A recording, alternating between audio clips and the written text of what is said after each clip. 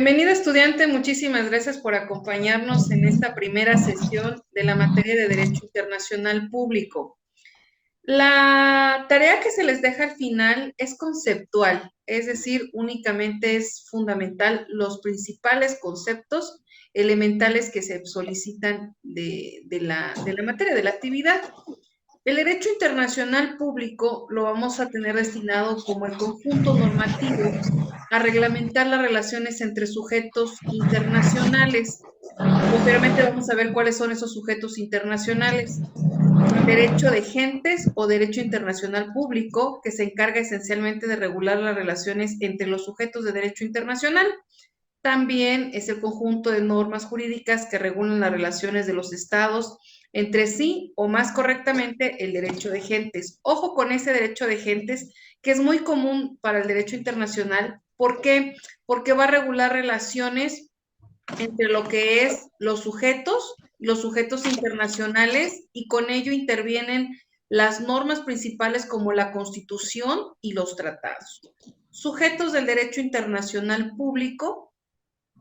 Vamos a tener en cuenta que son entidades con derechos y obligaciones impuestas precisamente por este derecho internacional, como el Estado-Nación, que tenemos en referencia como la institución jurídico-política compuesto de una población establecida sobre un territorio y prevista de un poder llamado soberanía. Nosotros tenemos un Estado-Nación que ponemos en representación para nuestro país a través del Poder Ejecutivo. Ponemos en representación al presidente de la República y es el que nos representa en nuestro Estado-Nación. Tener en cuenta los artículos 39 constitucional, que es el encargado de la soberanía, y tener en cuenta el artículo 40, que somos una república federal. Recuerden que la palabra federal significa composición de varios estados. Tomar en consideración también lo que hace referencia a el artículo 89, que es la representación por parte del Ejecutivo y por parte, pues, del presidente de la República, quien nos representa. Hablamos también de organismos internacionales. Estos organismos internacionales hace hincapié que son las entidades establecidas por un acuerdo internacional, dotada de órganos permanentes, propios e independientes, encargados de gestionar intereses colectivos y capaces de expresar una voluntad jurídica distinta a la de sus miembros, pues tenemos algunos ejemplos, principalmente la ONU. La finalidad tiene dos puntos, el negativo y el positivo. El negativo habla sobre la prevención de los conflictos que pueden surgir entre los grupos. Recordemos que el derecho internacional público lo que pretende es el objetivo del derecho, que es la paz social. El objetivo del derecho al intervenir la paz social hace hincapié a que en el derecho internacional público esa paz social sea entre los países y entre las organizaciones para la representación de esa paz social. El derecho positivo habla del desarrollo de los contratos entre los grupos y de mutua cooperación para aumentar, ya habíamos visto, el bienestar. ¿Cuáles son esos movimientos de liberación nacional que intervienen dentro del derecho internacional público? Un ejemplo de ellos, que por eso se mantienen los órganos internacionales, son los pueblos armados por su liberación.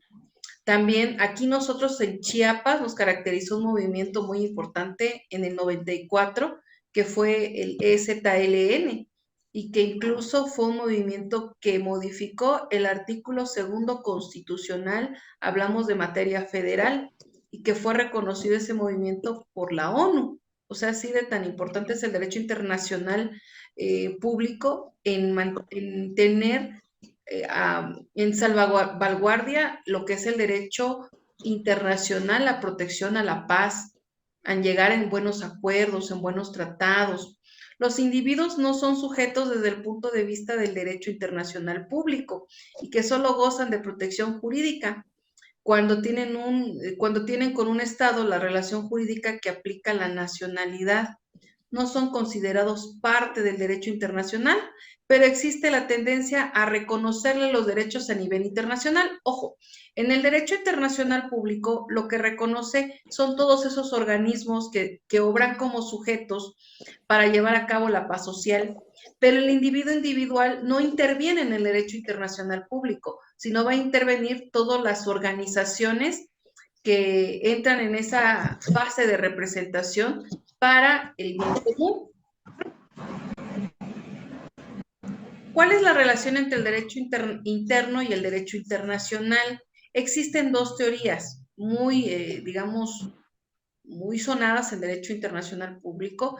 La dualista, que ambos sistemas jurídicos son independientes y separados, presentan dos principales diferencias. La primera, las relaciones sociales, y la otra, la diferencia de fuente jurídica. Derecho internacional privado únicamente compete a nuestras leyes privadas. El derecho internacional público, ejemplo, los tratados internacionales. La teoría monista afirma que el derecho internacional y el derecho interno forman un solo sistema jurídico y adoptan dos modalidades, la supremacía del derecho internacional y la supremacía del derecho interno. Es decir, que esta teoría sobre todo avala a nuestra Constitución, que recuerden, ¿qué dice el 133? Apunten, por favor, que tiene que ir como fundamento en su actividad final.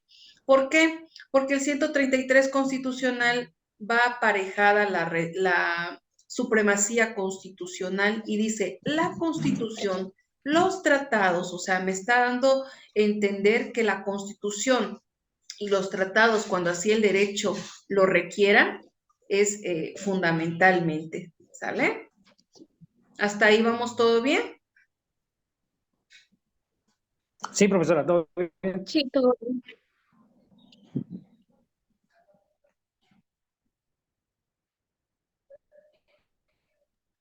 Ok, vamos a hablar de fuentes del derecho internacional. El artículo 38 del Estatuto de la Corte Interamericana de Justicia menciona, la Corte, cuya función es decir, conforme al derecho internacional, las controversias que le sean sometidas deberán aplicarse las convenciones internacionales.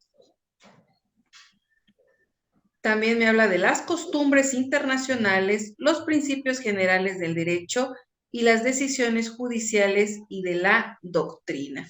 Estas fuentes del derecho internacional, de las convenciones internacionales, es hasta ahorita la fuente primordial. Vuelvo a repetir el artículo 89 en representación del Poder Ejecutivo y con ello recuerden, viene un tema en la otra unidad que habla de la centralización y descentralización. La centralización quiere decir que solo está en un determinado, el poder está en una determinada persona. Aquí nosotros obramos en términos centralizados y descentralizados. Es decir, centralizados estamos hablando que se centra el poder en el Ejecutivo, pero el Ejecutivo no puede realizar todo, a su misma vez todas las actividades funcionales de un Estado. Entonces, ¿qué hace? Descentraliza ese poder, lo descentraliza en las secretarías del Estado. Entonces, todas las secretarías son en apoyo al Poder Ejecutivo. Algo también importante que consideren para su actividad es los principios generales del derecho internacional. Hablamos de que son hacia el derecho interno de cada estado. Los principios generales, su objetivo es principalmente que todos los estados y países lleven digamos, estén acatados a lo que se establece de manera nacional, ¿sale? Y esos principios hablan de ser mencionadamente expresos, conforme a derecho. No tienen su origen en el derecho interno, sino que son propios del derecho internacional. ¿Cuál es el propósito entonces de esos principios generales? Que sean acatados de manera nacional y que sean reconocidos por naciones civilizadas. Por eso, como les ponía el ejemplo de la ONU, es acatado por todos aquellos nuestros representantes ejecutivos. Es por ello que la Corte no puede ejercer su jurisdicción sin con el consentimiento del Estado. El Estado, recordemos que es la organización política más grande creada por el hombre. Entonces, el Estado tiene que intervenir muchísimo en la representación de sus gobernados. Es decir, si el Estado no admite, porque su soberanía no lo permite, no podrá intervenir. ¿Sale? Hablamos de esas funciones de las fuentes de varias normas jurídicas. Principio guía del orden jurídico, recuerden, todos los principios generales va a ser una guía para todos los que pertenecen a un mismo tratado, a un mismo convenio. Se orienta la interpretación y la aplicación de las normas. Y por último, aplicados directamente. No hay una regla, fórmula aplicable a tal asunto. Cada estado, cada nación tendrá el mismo sentido, pero va a ser aplicado según su normatividad interna. Recordemos que a nivel federal somos centralizados. Al descentralizar el poder, pues sí, en efecto, tienen la misma función de respetar lo que hayan acordado en materia internacional y de materia nacional, pero sobre todo recuerden que nosotros como fuentes del derecho también tenemos la costumbre y ahí interviene mucho el derecho consuetudinario. Recuerden, los usos y costumbres es importante. La doctrina no es fuente conjunta. La doctrina en derecho internacional es todo lo que tenemos para que nos pueda apoyar en la aplicación. La costumbre internacional, lo que les decía. En este artículo del 38b habla del Estatuto de la Corte Internacional de la Justicia. Habla que la Corte deberá aplicar la costumbre internacional como prueba de una práctica generalmente aceptada como siendo de derecho. ¿Cuál es la práctica? Tenemos que es la estabilidad de los estados se manifieste por la repetición de los actos, es decir, en un determinado lugar se repiten los actos de manera constante para resolver asuntos de materia internacional y nacional. Flexibilidad, costumbres prácticas, religiosas, es decir, no es fuente escrita, por lo que carece de rigidez, pero hablamos de codificaciones del derecho que pueden ser flexibles según los elementos, territorio, población y gobierno. Y aquí una norma muy importante es la Convención de Viena, que habla sobre los tratados. Precisamente habla únicamente de que todos los tratados son incluidos entre los estados. Sin embargo, no perderá fuerza los tratados que figuren parte que no son estados por las normas origen. Es decir, el Convenio de Viena, esté o no esté dentro del mismo tratado, no pierde su fuerza. Al contrario, exige mucho vigor en respetar los derechos que se hayan consagrados en ese tratado. Uno de los requisitos debe ser forma escrita. Recuerden, el derecho positivo no solo va a aplicar en el derecho internacional público, sino también en el derecho internacional privado. Hablamos de tratados y leyes. Uno de los ejemplos más importantes que nos intervienen en el derecho internacional son los tratados de frontera. ¿Cuánto no hemos escuchado, verdad?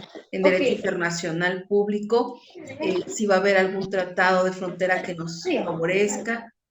El Convenio de Viena vuelve a repetir y esto nosotros ya lo vamos a abarcar en la segunda cápsula. Hasta ahorita de su actividad, ¿tienen alguna duda?